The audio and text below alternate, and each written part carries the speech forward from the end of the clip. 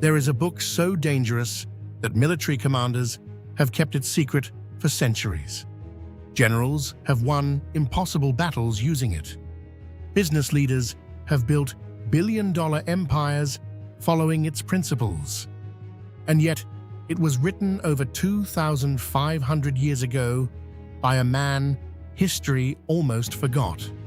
His name was Sun Tzu, and his book, The Art of War, may be the most influential strategic document ever written. This is his story. China, 500 BC. The country is not yet a unified empire. It is a collection of rival states, each ruled by a king, each hungry for power, each at war with its neighbors. This era is known as the Spring and Autumn period. It is a time of constant conflict, shifting alliances, and brutal warfare. Armies clash across open plains and mountain passes. Cities are besieged and burned. Entire populations are enslaved or destroyed. Into this world of perpetual war, a man named Sun Tzu is born in the state of Qi. History will remember him as Sun Tzu, Master Sun, and he will change the way humanity thinks about conflict forever. Almost nothing is known about Sun Tzu's early life. This is not unusual for ancient China. Historical records from this period are scarce and often unreliable. What we do know is that Sun Tzu came from a military family. His grandfather had been a general. His father had served in war. Sun Tzu grew up surrounded by the realities of conflict, the logistics, the strategy, the human cost. But unlike most military men of his era, Sun Tzu did not just think about how to win battles. He thought about something far more profound. He thought about why battles happen in the first place, and whether they could be avoided entirely. At some point in his early life, Sun Tzu left his home state of Qi. He traveled to the state of Wu, a powerful kingdom on the eastern coast of ancient China. There, he sought an audience with King Heilu, one of the most ambitious rulers of the era. Sun Tzu carried with him a manuscript, 13 chapters, each one dedicated to a different aspect of military strategy. He presented it to the king as proof of his abilities. King Heilu was intrigued, but skeptical. Any man could write about war. Not every man could wage it. The king decided to test Sun Tzu. He presented him with 180 palace concubines, the women of the royal household. He asked Sun Tzu to turn them into soldiers. It was a test designed to humiliate. No one expected Sun Tzu to succeed. Sun Tzu accepted the challenge without hesitation. He divided the women into two companies. He appointed the king's two favorite concubines as company commanders. He explained the drill commands clearly: face left, face right, face forward, turn around. He asked if they understood. They said yes. Then he gave the command. The women dissolved into laughter. Sun Tzu did not raise his voice. He did not repeat himself. He said calmly that if the instructions were unclear, the fault was the commander's. He repeated the commands. He asked again if they understood. They said yes. He gave the command again. The women laughed again.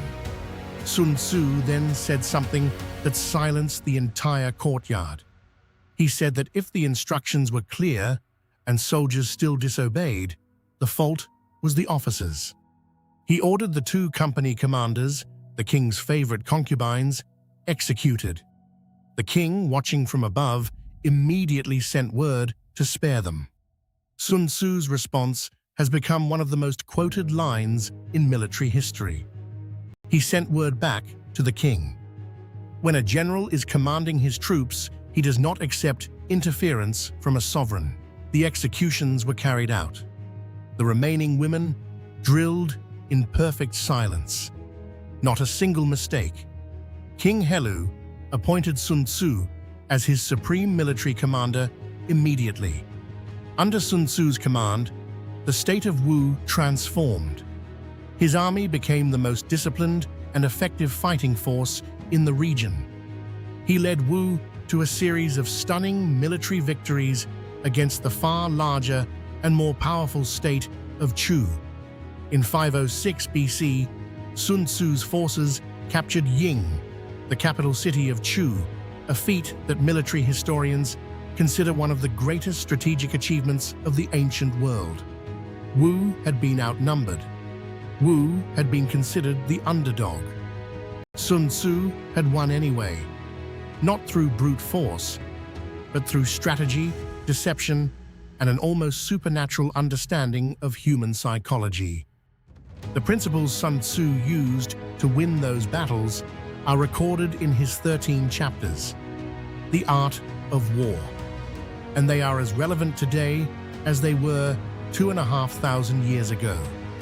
The first and most famous principle is this: the supreme art of war is to subdue the enemy without fighting.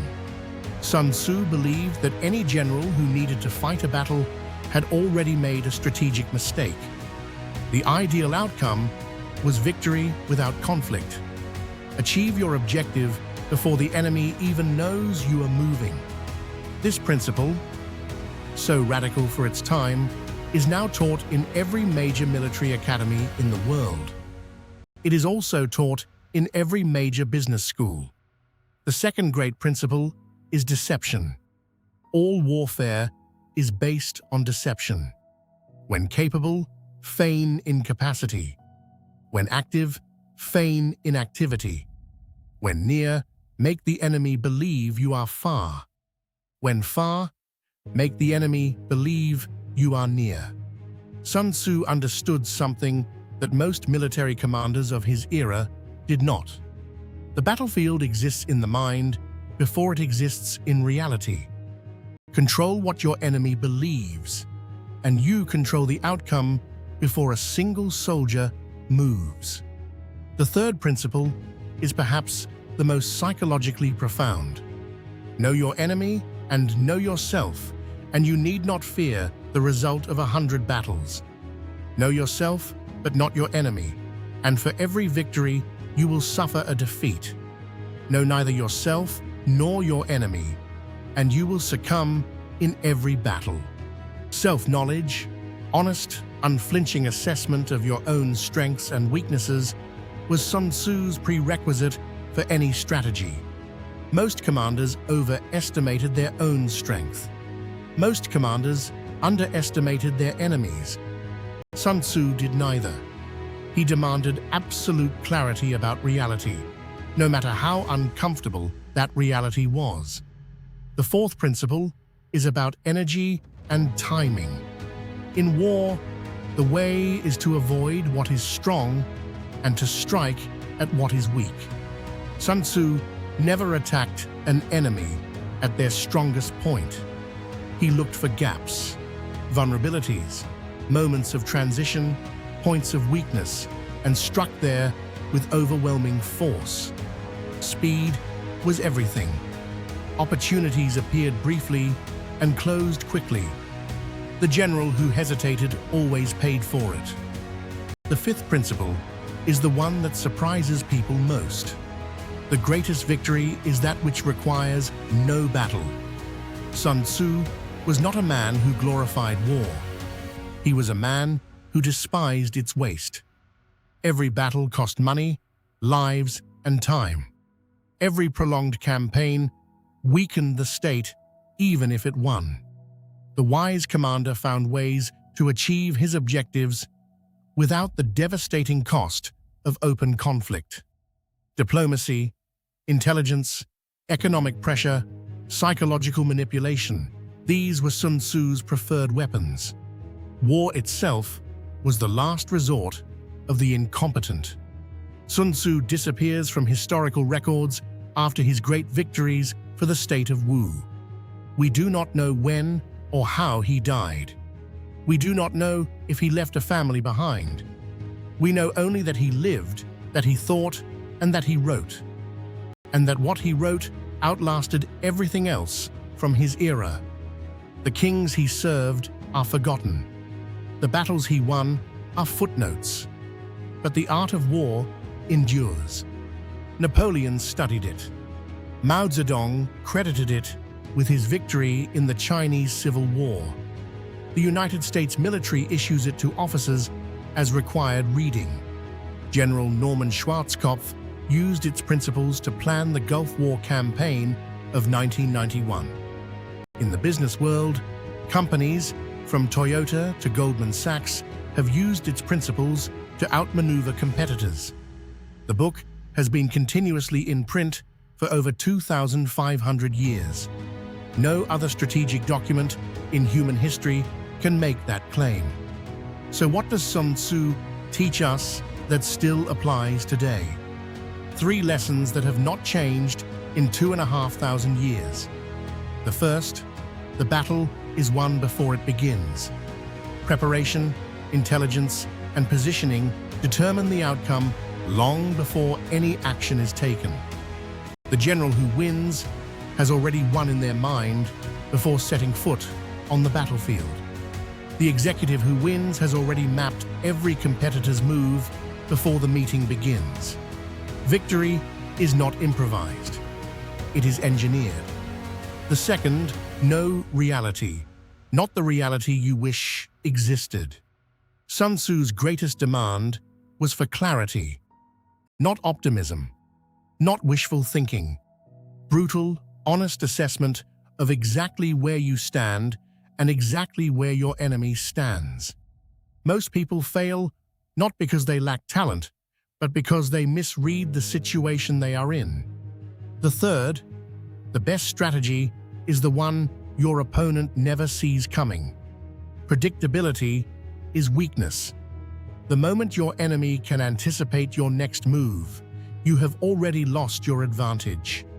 Sun Tzu built his entire philosophy around unpredictability, misdirection, and striking where least expected. In war, in business, in life, the principle holds.